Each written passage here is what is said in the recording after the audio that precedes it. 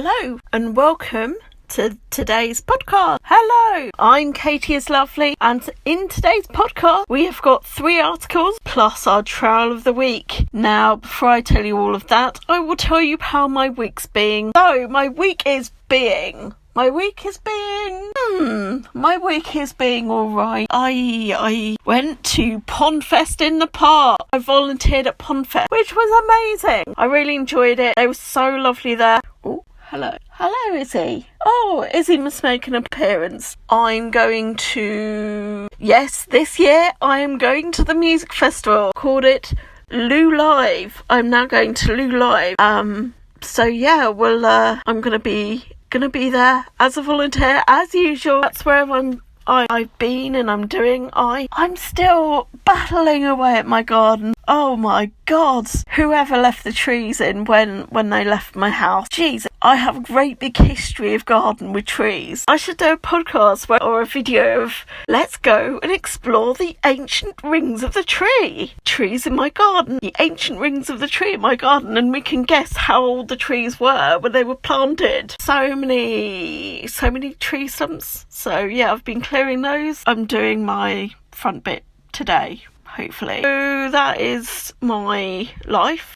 Full of doctors, dentists, you guessed it, everything. My tooth is fine. Now, unfortunately, got an abscess on the other side. So I'm going through all the rigmarole of that. I will keep you up to speed with that one. For my podcasts, they are brilliant. They are really, really good. So yeah, that's what's happening. Right, anyway, articles. Article 1. We come back to Pompeii because that is my favourite subject of them all. I really want to visit Pompeii. It looks amazing. I want to go to Italy. Never been before. There's so much about Italy. So anyway, the article. Pompeii. 10 unexploded Allied bombs at Pompeii. The Italian paper reports. The Guardian. It's the Italian paper, but it's the Guardian. I is confused. 10 unexploded Allied bombs at Pompeii. Italian papers report. Explosives are yet to be located within the archaeological area, according to investigation. Because don't forget, it was all covered, and these little bombs just dropped out the sky. They are there somewhere. They don't know. At least so they don't know whether it's 10, 20, maybe even more bombs were dropped. We don't know. During the Second World War are hidden within the foundations of archaeological site of Pompeii. Oh my goodness me. Do you mean to say that all these tourists have been going around snapping pictures, looking at things, and there's been at least 10 plus bombs, unexploded bombs of the Second World War? Or maybe it's on one of the other bits of the site where the public don't go. I know that some of Pompeii is roped off to the public. The public are not allowed to go in them. It's in the foundations of the archaeological site of Archaeological, yay! I was practicing last night. I was practicing my archaeological site of Pompeii. Italian media have reported in August 1943, Allied air forces dropped plumbing hell. They dropped 165 bombs on Pompeii, at least. In August 1943, Allied air forces dropped 165 bombs on Pompeii in 9 different raids. No one was going to get hurt because it's there. 96 bombs were located and deactivated. 96! That's amazing. The Italian newspaper reported. The other bombs ended up in an area of the site that has not yet been excavated. Oh, thank the Lord. They haven't had touristy people walking about them. Many of them were diffused or had already exploded, but at least 10 of those explosives are still here. For the first time, Il Fatto Quotidiano published exclusive documents from the National Aerophotographic Archive, including a bombing map that reported on interviews with numerous archaeologists and experts. In 1986, a very, very long time ago now, I came across unexploded bombs in Pompeii during excavations. Antonio Di Simone said he's an archaeologist and a professor of the Sue Olsen, very, very long and very, very hard to read Italian university name. University of Naples told El Fato. Yes. We were there with our chisels and shovels, slowly lifting handfuls of earth at the time, and suddenly, oh dear, we found the bombs under our feet. There were 2 of them. They had already exploded and were reduced to fragments. The other, unfortunately, had not. It was perfectly intact. Of the 66 hectares, that's 163 acres of the archaeological area, only 44 has been excavated. At least 10 unexploded bombs are yet to be found in the remaining 22 remaining hectares, according to the investigation. The Archaeological Museum of Pompeii said there was no risk for visitors. The site had regularly drawn up a reclamation project, which is carried out by the military. Area reclamation was carried out per metre. Coincidentally, the 165 bombs were dropped by the Allied forces in Pompeii on August the 24th, 1943, the same day, the year in AD 79, in which the ancient city of Pompeii was formerly believed to have been destroyed by the eruption, killing more than 2,000 people. October 2018, however, a newly discovered inscription at Pompeii proved that the city was destroyed by Mount Vesuvius after 17th of October, not as originally thought on the 24th of August, as previously thought. The Pompeii ruins near Naples were discovered in the 15th century and first excavated at the beginning of the 1748. It has become one of the most visited archaeological sites in the world. Recent discoveries include alfresco featuring and portraying exotic scenes from the Greek mythology, more alfresco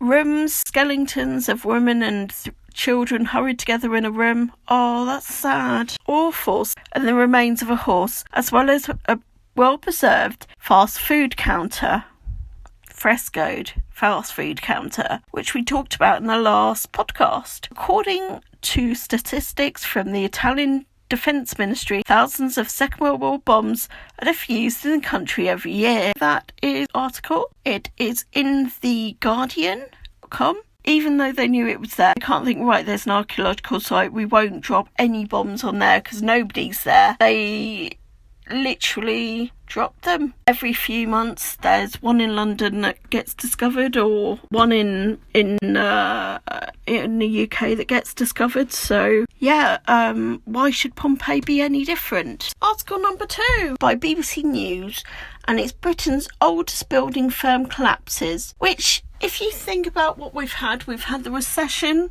We haven't had a very good time in Britain over the last, say, 10, 20 years. And basically this kind of is just another company that collapsed. People and companies not willing to go with the times. I'm not going to say any names. I'm just putting it out there. It is very sad, but things move on. Time changes, times move on. Time didn't change. We'd all still As you can see, I live on the flight path.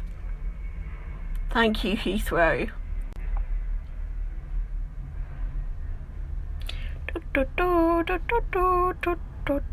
I'm waiting for that bloody Concorde to go through. If we all stay the same, it would basically, we would all be in cake, or we'd all still be up trees. That's my take on the subject. You've got my take before the actual article. So here is the article. So Britain's oldest building firm collapses. Britain's oldest building firm, Ardnall & Son, has ceased trading, putting more than 100 jobs at risk. The company was founded in 1591 and has been run by 13 generations of the same family. That is amazing. To refurbish parts of the Brighton Pavilion when it failed. As much as I love Brighton, I don't think that Brighton Pavilion is all that great, and they shouldn't have employed one builders, they should have employed 2. Firm based at we have an unfortunate name here.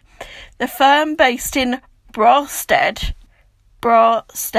in Kent started building in the time of Elizabeth I and built timber-framed houses. They started as carpenters who didn't use brick to build or stone.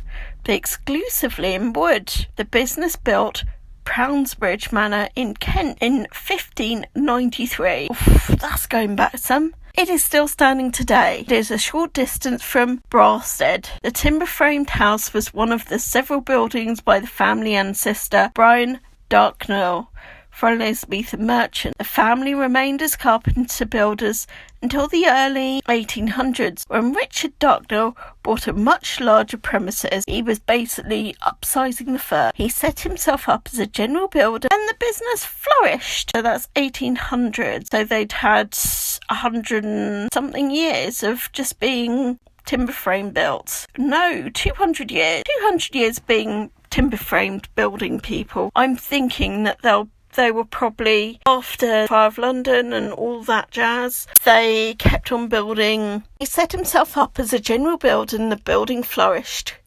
The last family member to run the firm was Alec Dartnell. The firm specialised in churches, private schools, art galleries and very luxury houses. Oh, that's so sad. Oh, that's so sad. R. Dartnell made a loss before tax, according to the documents submitted to the company's house. I can't say anything because I don't want to be put in any legal stuff. And then it goes on about the Brighton project. Okay, so it just tells you how many building firms have gone bust. Since the recession of 10 years ago, of 2008, more than 7,000 British building firms have gone bust.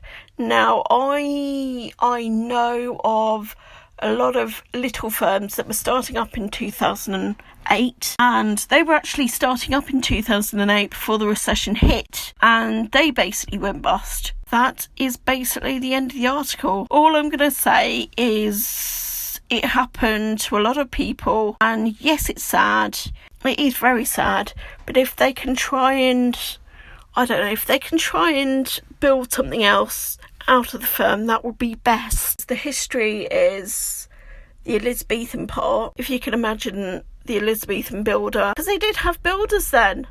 You don't really think that, oh, life goes on, and you hear about all the playwrights and all the rest of it at that time, but you don't actually think of the day-to-day workings of what life was like. It was very much like our own, without technology and without the modern day appliances. This article is very sad. As I said before, things have to change, things have to grow, things have to die to grow, and it's not to say that better things will come along. It will be different things that come along. Article 3. Archaeologists discover long lost tools used to build Stonehenge. How do they know they were used to build Stonehenge? It could be anybody's tools. Right, let's have a little dig in here. Excuse the pun. It's from the Independent newspaper. Stonehenge archaeologists, oh, you know who I mean, the people that dig it, discover long-lost tools used to build the ancient monument. Discovery likely to rekindle the debate over the builders and how they've moved the stones 175 miles from Wales to Salisbury Plain. I think they actually put the stone slabs onto carts, and they had horses, and they brought it up from Wales onto horses and stone carts. That's how they got them up there. They used manpower, horse and donkey power. That is my thought on Stonehenge and the stuff of that. Archaeologists have discovered the long-lost prehistoric tools used to quarry the original standing stones from the earlier stone-built phase of Stonehenge. What you mean too? Archaeologists in the ancient quarry in southwest Wales have so far yielded 15 sandstone wedges that were used to break off natural stone columns from the bedrock. Yes, it's one quarry. Yes, it's an ancient quarry, but how do you know it was that quarry that gave us Stonehenge? That's completely preposterous. It's like there being only one pub in London, only being one theatre in London, only being one place to go out in London. That is bloody stupid.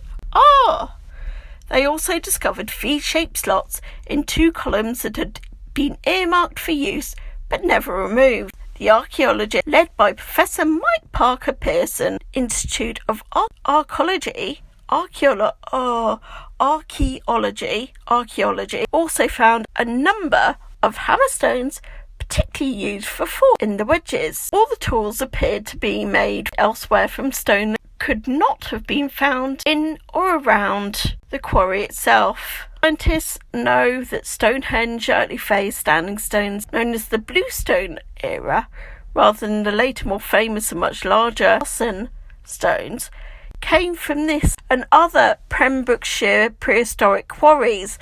So it could be from there, it could be from elsewhere, because of chemical identification tests that they carried out on the rock. So the thing is, they say, oh, it's come from this, but then they say, oh, well, it could have been from here, but it could have been from elsewhere. So far, only 2 quarries have been identified in the northern slopes of Pre-Sully Hills of Pembrokeshire, who have studied the Stonehenge's blue stone and think there were likely at least 3 or 4 other quarries that have yet to be discovered. The more practical way would have been predominantly by sea. The most righteously and politically, ideologically impressive method would have been predominantly by land.